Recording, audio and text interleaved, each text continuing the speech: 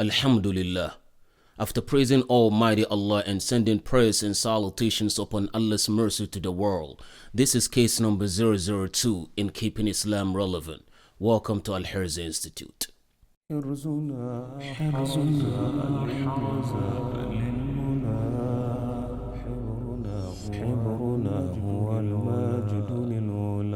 Today, when parents drop their children at school, their hearts bleed internally for fear of them being murdered physically or educationally.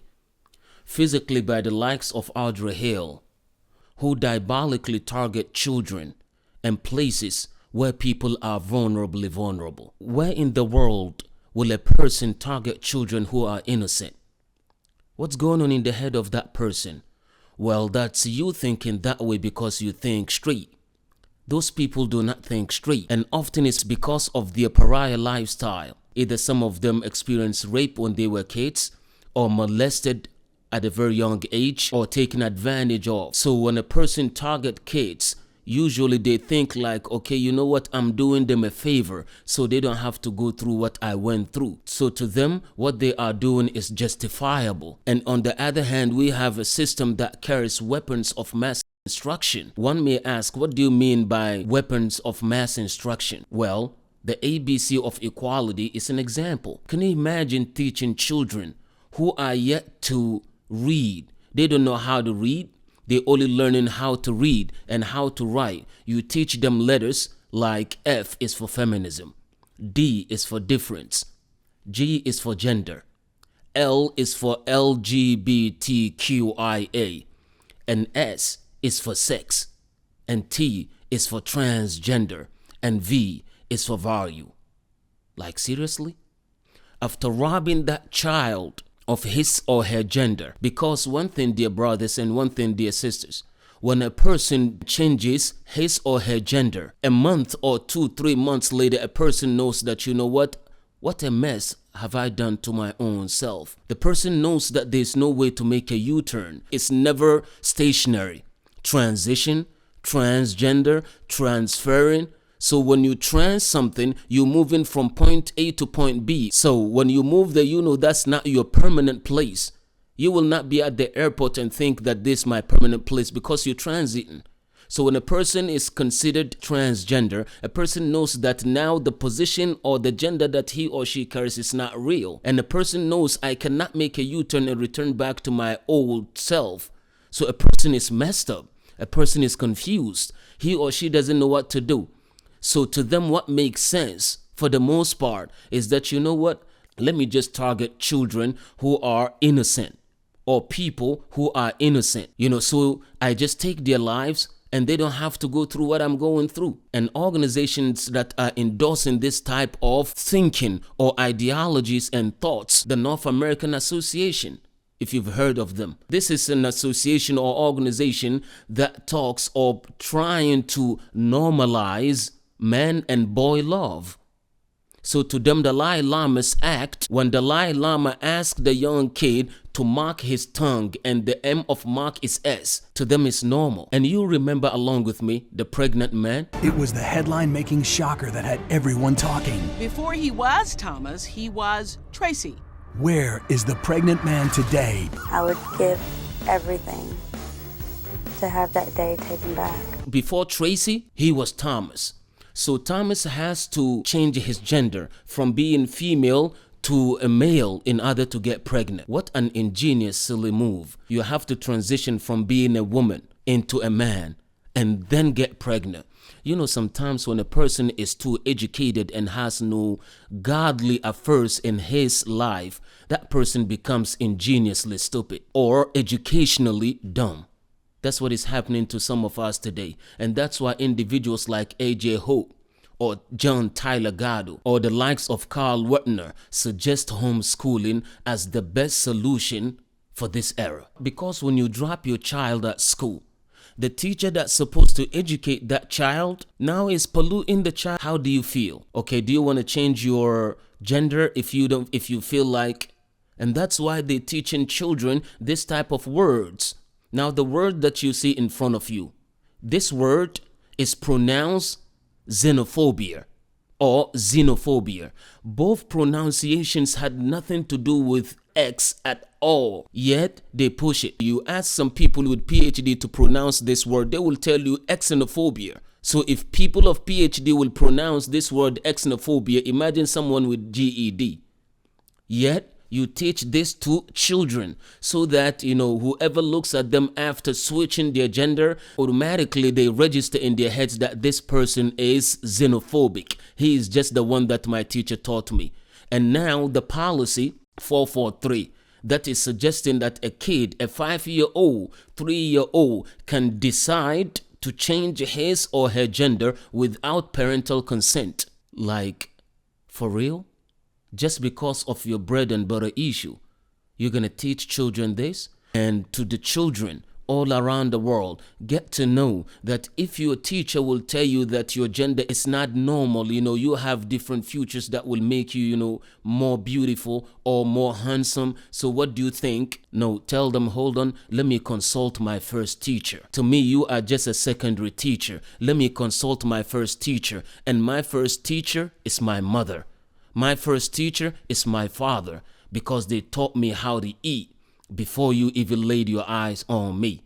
They taught me how to walk. They taught me how to speak. They taught me how to become a human being. If it weren't for my parents, I wouldn't have been even a functioning human being after God's support. So although you have to respect your teacher at school and you have to listen to them, but you listen to your parents more. And to the teachers, don't feel any type of way that why will you tell us that they have to listen to their parents more? Just bear with me for a moment. You as a teacher, you have a child that attends, like, let's say, school elsewhere, and the teacher tells your children that they don't have to listen to you or take any, approval from you, and there's nothing that requires your consent when it comes to this matter, and they talk to your children that way. How will you feel? And even if you exhume the body of Charles Darwin and ask him about his evolution, he will tell you, well, you know what, I'm sorry, but I've never witnessed in apes and monkeys, I've never witnessed a trans among them.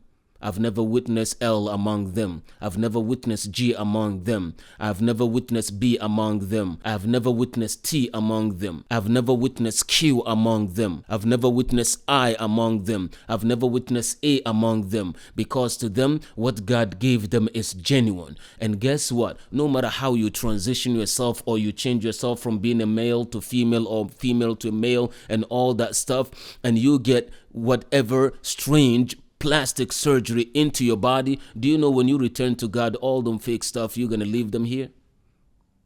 When you are buried, all them fake stuff is not going to come with you when you stand before your Lord. You're going to leave them in this world, because Almighty says, وَلَقَدْ جِئْتُمُونَا فُرَادًا كَمَا خَلَقْنَاكُمْ أَوَّلَ مَرَّةٍ. You will return back to us alone. Each and every person will return to his or her Lord by themselves, the way Allah created them initially. So you're not going to take those fake stuff to God. You say, like, okay, I created you as a male. Why did you come back to me as a female? No, it's not going to happen. You're going to return back to God the way he created you. And in Islam, there is a precept and provision that is known as B59 3275H. And this suggests that he that will support you to gain your sanity, just listen to what he says and endorse what he says, even if that person is Satan.